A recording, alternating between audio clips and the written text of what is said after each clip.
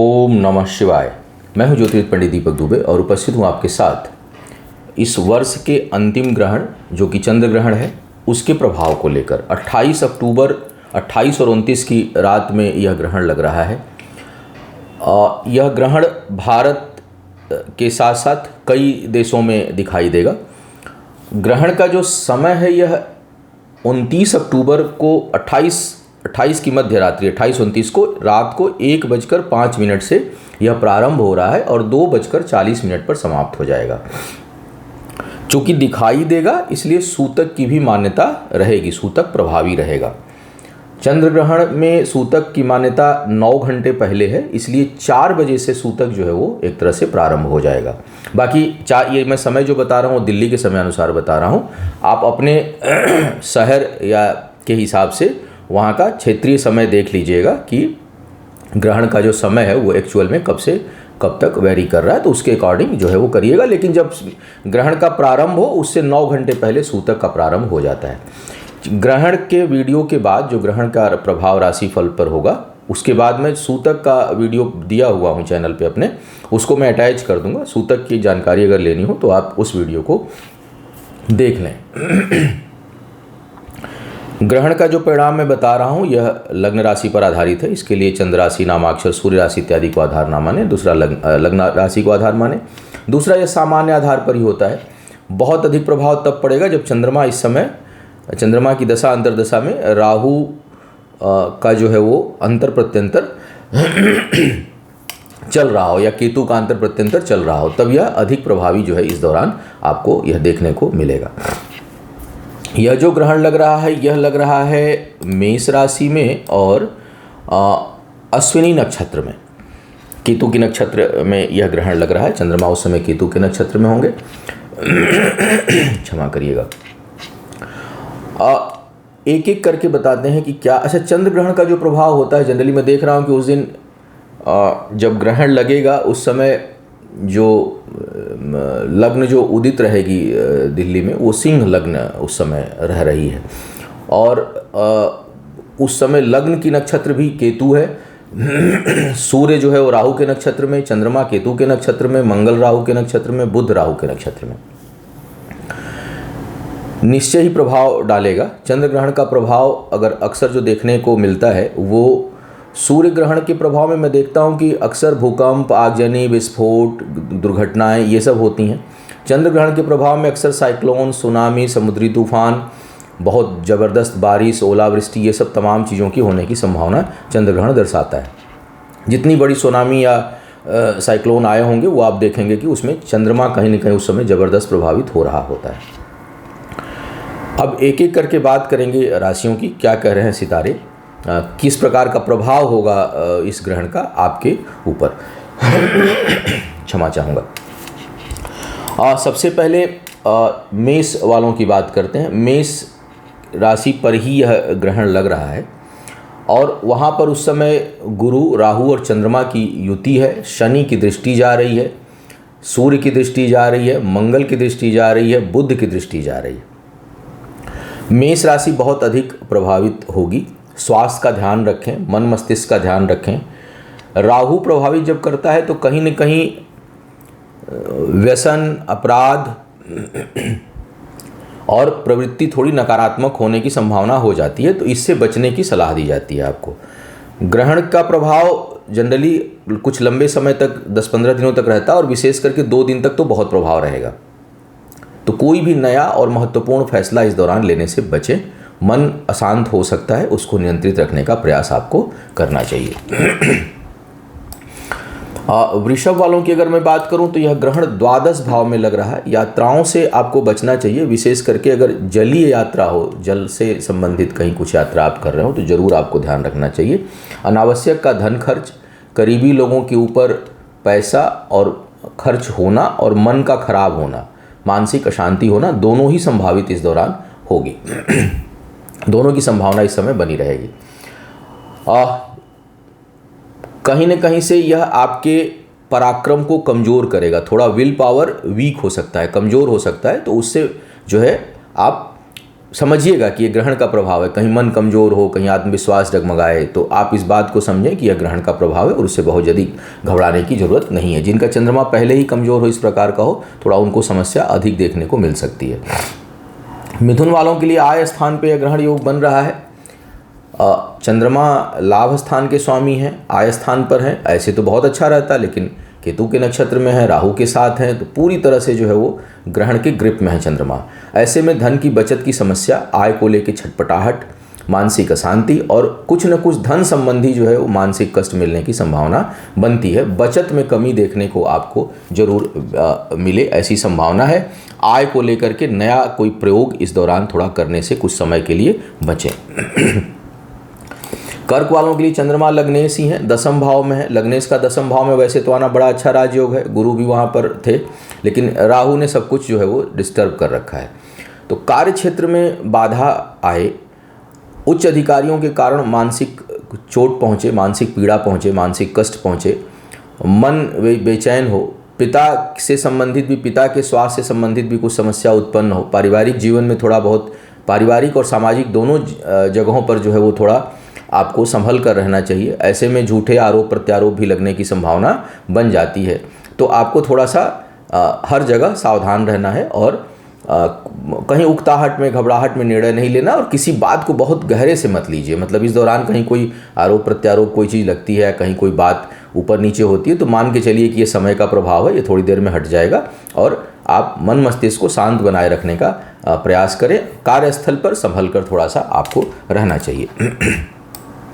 सिंह वालों के लिए यह भाग्य स्थान पर बन रहा है, द्वादश के स्वामी हैं चंद्रमा और भाग्य स्थान पे ग्रहण योग बन रहा है। तो जब भाग्य स्थान पे ग्रहण योग बनता है तो भाग्य से संबंधित चीज़ें प्रभावित होती हैं। एक तो शेयर मार्केट, जुआ, सट्टा, लॉटरी, इन सब चीज़ों से सावधान रहें। अचानक कोई काम बनते बनते रुक सकता है, भाग्य ही अवरोधक हो जाती है। सब कुछ चीज़ें ठीक रहेंगी फिर भी अवरोध उत्पन्न होगा। सुदूर के मामलों में भाग्य का विशेष जो है वो भाग्य के मामले में विशेष कठिनाई दिखाई देगी। यानी कहीं कोई एक्सपोर्ट इम्पोर्ट का काम हो आपका, कहीं यात्रा कोई दूर की करने वाले हों, कहीं दूर से कोई कार्य व्यापार हो, उस मामले में भाग्य अधिक कठिनाई उत्पन्न आपके लिए कर सकती है। वहाँ पर आपको सावधान रखना चाहिए और जब भी समय ठीक ना हो, चाहे जिस भी भाव में, उस भाव से संबंधित नए प्रयोग नहीं करने चाहिए। तो नए प्रयोग से आपको बचने की सलाह दी जाती है। कन्या वालों के लिए अष्टम में लग रहा है ग्रहण योग, ठीक नहीं है। जल से भय, व्याधि, रोग व्याध होने की संभावना। वैसे तो कन्या वालों के लिए चंद्रमा वैसे भी थोड़ी पीड़ाकारक हो जाते हैं। अष्टम में है, राहु के साथ हैं, गुरु के साथ हैं, मंगल की दृष्टि जा रही है, शनि की दृष्टि जा रही है। चोट चपेट, सर्जरी, मानसिक अशांति, धन हानि, तमाम तरह के योग यहाँ पर यह बनाएंगे कि चंद्रमा आयस भी हैं, तो आय से संबंधित भी कुछ न कुछ मानसिक अशांति और कठिनाई आपको उत्पन्न हो सकती है। अनावश्यक का धन खर्च, व्यापार में भी से संबंधित चीज़ों की में भी कुछ न कुछ कठिनाई उत्पन्न हो, इसकी संभावना है। तो ये शुभ नहीं है। आपको जो है वो चंद्रमा को अर्घ देना चाहिए, गणेश जी की पूजा करनी चाहिए। राहु या केतु की दशा अंतर्दशा चल रही हो तो उनकी शांति पूजा भी आपको करा देनी चाहिए ताकि उससे आपको थोड़ी राहत प्राप्त हो। भगवान शिव की उपासना सबसे लाभकारी। कुछ न कर सकें तो भगवान शिव के सम्मुख जो है वो कपूर का दिया जलाएं और थोड़ी देर बैठ करके नाम जप करें। तुला वालों के लिए सप्तम भाव प्रभावित हो रहा है, दशमेश है चंद्रमा। कार्य व्यापार में कठिनाई उत्पन्न होने की संभावना बनेगी। व्यापार में अचानक धन हानि, घाटा, साझेदारों के कारण मानसिक अशांति, जीवन साथी को कष्ट और मानसिक अशांति मिलने की संभावना यह ग्रहण आपके लिए बनाएगा। कार्य क्षेत्र में भी कुछ न कुछ कठिनाई उत्पन्न होगी और उच्च अधिकारियों के कारण कार्य और व्यापार में बाधा का योग जो है यहाँ पर उत्पन्न होता हुआ दिखाई दे रहा है। तो यहाँ ठीक नहीं, ग्रहण ठीक नहीं होता। कई लोग, मैं बार बार देखता हूँ कि एक दो लोग डाल देते हैं कि आप कुछ अच्छा नहीं बोलते, ग्रहण अच्छा होता नहीं तो अच्छा क्या बोलें। आपके लिए अच्छा तब होगा जब इस समय दशा अंतर्दशा ना हो। चंद्रमा या राहु केतु की कहीं दशा अंतर्दशा है या शनि का अंतर प्रत्यंतर टकरा रहा है तो परेशानी ज़्यादा होगी। नहीं टकरा रहा है तो परेशानी नहीं होगी।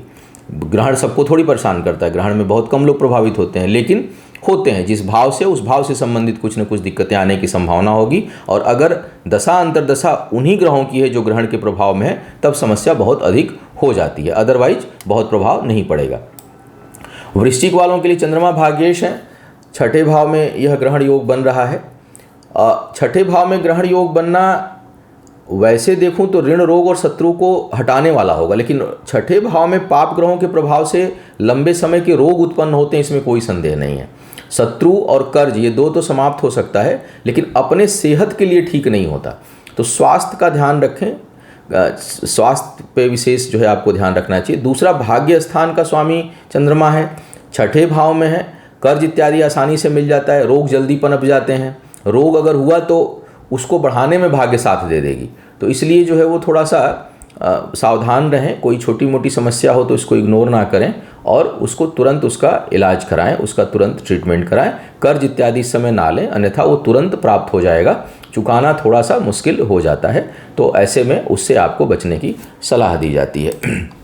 यात्राओं में भी कष्ट का योग बनेगा, क्योंकि द्वादश भाव पे तो ही प्रभाव ग्रहों का है। धनु वालों के लिए यह लग रहा है पंचम भाव में, चंद्रमा अष्टमेश भी हैं और यहाँ पर शनि की भी नीच दृष्टि जारी, मंगल की, सूर्य की, बुध की, गुरु और गुरु वक्री हैं। संतान से मानसिक कष्ट, गर्भवती महिलाओं को विशेष ध्यान रखना चाहिए। मन थोड़ा परेशान हो सकता है, विचलित हो सकता है, मानसिक कष्ट मिलने की आपको संभावना काफ़ी प्रबल बनेगी, इसलिए मन को खूब शांत रखें। भगवान शिव की पूजा आराधना करें, ध्यान करें।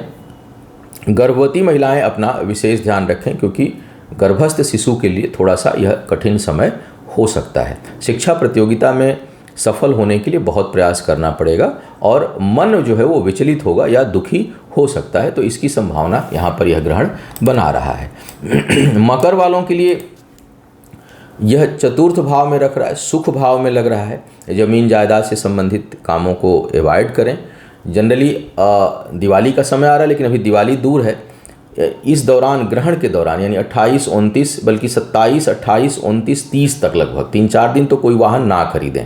उसके बाद अगर बहुत आवश्यक हो तो वाहन खरीदें, अन्यथा 1-आध हफ्ते छोड़े रहें। ज़मीन जायदाद से संबंधित इस दौरान बिल्कुल सौदे ना करें, 2-3 दिन तो छोड़ ही दीजिए। और पारिवारिक जीवन में शुभता रहे, इसके लिए प्रयास करना है। माँ के सेहत का विशेष ध्यान रखिएगा, क्योंकि चंद्रमा माता के वैसे भी कारक हैं, चतुर्थ भाव में ही ग्रहण लग रहा है, शनि की भी दृष्टि जा रही है, तो थोड़ा माँ के सेहत का विशेष ध्यान आपको रखना चाहिए, वहाँ कठिनाई दिखाई दे रही है। कुंभ वालों के लिए यह तीसरे भाव में ग्रहण लग रहा है, छठे भाव के स्वामी है। करीबी लोगों के ऊपर धन खर्च, समय खर्च, मानसिक अशांति और उनसे पीड़ा मिलने की संभावना यह बनेगी। भाई बहनों को भी थोड़ा कष्ट हो और उनके कष्ट के कारण आपका मन दुखी हो, इस प्रकार का योग यह जो है वो ग्रहण बना रहा है। थोड़ा आत्मबल भी कमज़ोर होगा, क्योंकि तीसरा भाव आपके पराक्रम और पुरुषार्थ का है। मन में थोड़े नकारात्मक विचार, किसी भी काम को लेकर के उत्साह में कमी महसूस इस दौरान आप कर सकते हैं और करीबी लोगों से थोड़ा मानसिक अशांति और कष्ट मिले, इसकी संभावना बना रहा है। तो कुल मिलाकर के थोड़ा सा इन चीज़ों को कैसे मजबूत रखें, कैसे उत्साह में कमी ना होने दें, कैसे संबंधों को बेहतर रखें, इस पर प्रयास आपको इस दौरान करना चाहिए। ज़्यादा दिक्कत आ रही हो तो प्रयोग ना करें और मुंह बंद रखें, बोलें ही ना, संबंध ही नहीं खराब होगा। कुछ दिन शांत रहें, कोई कुछ बोलता भी, हाँ भैया ठीक है, इस भाव में रहिए। मीन वालों के लिए पंचमेश है चंद्रमा, दूसरे भाव में ग्रहण योग बन रहा है। राहु वैसे ही धन के लिए बहुत दूसरे भाव में ठीक नहीं है, ऊपर से ग्रहण योग बन जाए तो बचत के लेकर के बहुत सावधान रहिएगा। चोट चपेट की संभावना बनेगी इस दौरान, जल से भय उत्पन्न होगा, गुरु भी वक्री चल रहे हैं, तो कुल मिलाकर के बचत के लिए ठीक नहीं है। वाणी दूषित हो सकती है। शिक्षा प्रतियोगिता में सफलता के लिए अधिक प्रयास करना होगा और इस दौरान अगर आपके हाथ में हो तो कोई कंपटीशन या एग्ज़ाम या इंटरव्यू हो तो उसको टाल दीजिए कि 2 दिन बाद कर लेंगे, 3 दिन बाद कर लेंगे। एकदम ग्रहण के आसपास तो बिल्कुल ही। हालांकि देख रहा हूँ ये सैटरडे संडे जो है वो पड़ रहा है मेरे ख्याल से, हाँ सैटरडे संडे का है, तो मुझे लगता है कम ही होगा। लेकिन अगर इस दौरान कोई एग्ज़ाम वगैरह अगर आपके हाथ में टालना हो तो ज़रूर टालिएगा। नहीं टाल सकते तब तो कोई उपाय ही नहीं है, और अगर नहीं टाल सकते तो थोड़ा मन को स्थिर करके खूब पानी जूस पी करके और मन को शांत करके गणेश जी का थोड़ा बीज मंत्र का जप कर, भगवान शिव को कपूर का दिया जला करके आप जाएँ तो आपको सफलता मिलेगी। आर्थिक मामलों में बड़े प्रयोग आपको नहीं करना चाहिए। चंद्रमा कमज़ोर होते हैं इस दौरान, सभी को किसी भी भाव में हो कुछ न कुछ मानसिक अशांति महसूस होती है। ऐसे में पानी अधिक पीजिए, इंटरटेन करिए, खुश रहिए, व्यसन से दूर रहिए, गलत कार्यों से दूर रहिए, मन में नकारात्मक विचारों को मत आने दीजिए, भगवान शिव को की पूजा आराधना करिए और गणेश जी का बीज मंत्र का जप करिए। ये आपको बिल्कुल ग्रहण के अगर दशा अंतर्दशा होगी तब भी प्रभाव को बहुत नगण्य कर देगा। यात्रा और आर्थिक मामलों में जो है वो सोच समझ कर फैसले लें। कोई नया निवेश इस दौरान, चाहे वाहन खरीदना हो, आवश्यकता हो, कोई बड़ी चीज़ इस दौरान ना खरीदें जिसका प्रयोग आपको डेली करना हो, उससे 2-3 दिन आप बचे रहें। ये सबके लिए मैं सलाह दे रहा हूँ। सूतक का वीडियो ऐड कर दे रहा हूँ इसके साथ। जो लोग सूतक जहाँ जहाँ मान्य है, सूतक में क्या करना चाहिए नहीं करना चाहिए, उसके लिए आप हमारे उस वीडियो को देखें। तो यह था ग्रहण के संभावित प्रभाव के ऊपर हमारा यह कार्यक्रम। उम्मीद है आपको मार्गदर्शन मिला होगा। आपका आने वाला समय शुभ हो, आयु आरोग्य और ऐश्वर्य की वृद्धि हो। इन्हीं शुभकामनाओं के साथ आपसे विदा लूंगा। पुनः मुलाकात होगी किसी नए विषय पर। तब तक के लिए मुझे आज्ञा दीजिए। ओम नमः शिवाय।